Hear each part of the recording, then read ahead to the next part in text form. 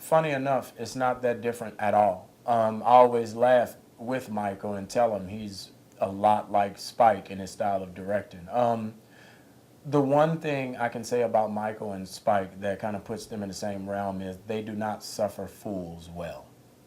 And if you come to set unprepared, if you come to set and you're not ready, they'll move on and find someone who is ready. Working with Michael was, it was like being on a missile. You step on set and we would do, 20, 30 setups a day. And the same thing with Spike. When we were doing She Hate Me, literally, there were times when he would cover a scene from 7 different angles before lunch. It was just, you have to be prepared for anything. I'm hot! I'm big! No! No!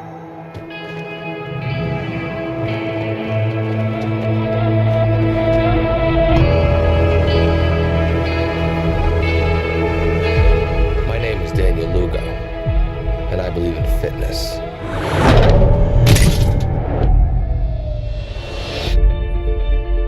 All this began because it was time to push myself harder. Oh, there you go, yes! Otherwise, I was looking at another 40 years of wearing sweatpants to work.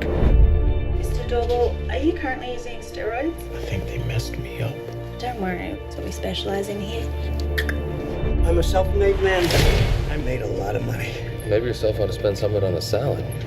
You know who invented salad? Poor people. Hey, this is Mike, and you're watching Reelblack, and today we have the great opportunity to be with Mr. Anthony Mackie, the star of the new movie Pain and Gain. Hey, thanks for coming back to Philly. Thank you for having me, man. I appreciate it. Michael Bay, Dwayne "The Rock" Johnson, Mark Wahlberg. Tell us about the movie. In a nutshell, it's a true story. It's based on these 3 bodybuilders who want to achieve the American dream. So they kidnap, extort, and murder the rich guys they're training at their gym. Okay, that's ironic. And it's based on a true story. Right. But, and it's gotten some criticism from some of the victims' families. This played for laughs, sort of. Right. What's your take on that? Well, the idea is, none of them have seen the movie. And I respect and understand their reactions 100%. If it was my family member, I would probably feel the same way. But, it's hard to criticize or judge a movie from a commercial. The movie's a lot of fun. It's entertaining. What Michael has done, I feel, with this movie is dealt with this story and subject matter as tastefully as it can be dealt with. And, it's about the situation. It's about what these guys did and how ridiculous it was. And the victims just kind of became byproducts of that. In no way, shape, or form do we point fingers at the victims and laugh or say this happened because they brought this on themselves. No, they're still victims, and we show that. Right. So what attracted you to the role? 100% the character. I had never seen or read a movie like this in my life, and I definitely hadn't been offered a movie like this. So when I read the character Adrian Dorble, I was just intrigued by that idea of his ability to justify the heinous acts that they commit. I feel like there's so many things as actors that we get to do that we kind of overlook and make light of. But this is an experience and an opportunity. I wanted to really delve into it and see how far I could go with it. Right, and a lot of our viewers are fans from way back. We're talking about like 8 Mile, She Hate Me. You've been at this for a while. Where do you feel you are at this point in your career? I feel like I'm at a point where I can call it a career. Okay. Which is a huge milestone for me. My teacher always used to say, anyone can get a job.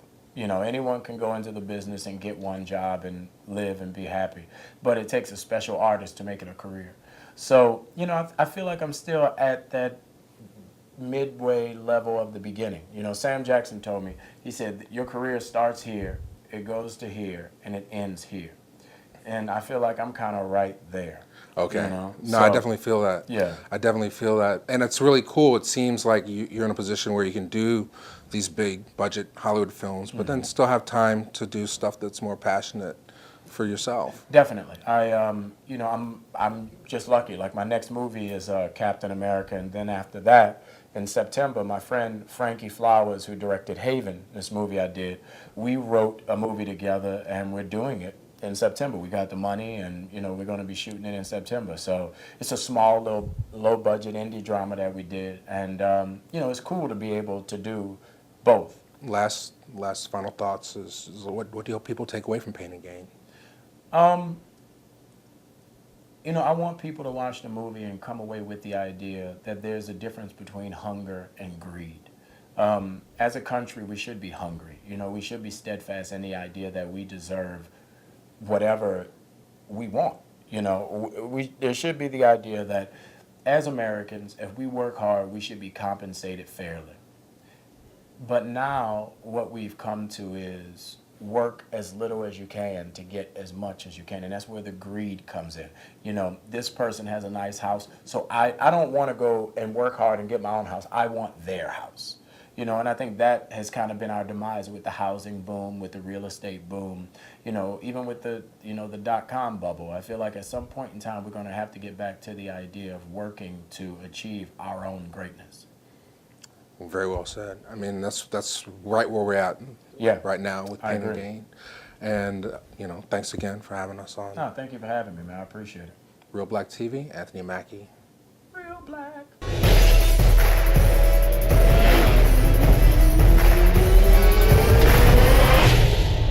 You said no violence. And I meant it when I said it, I swear to God. I cannot kill. Duly noted. Look, when this is over, we'll all go camping, all right? Okay.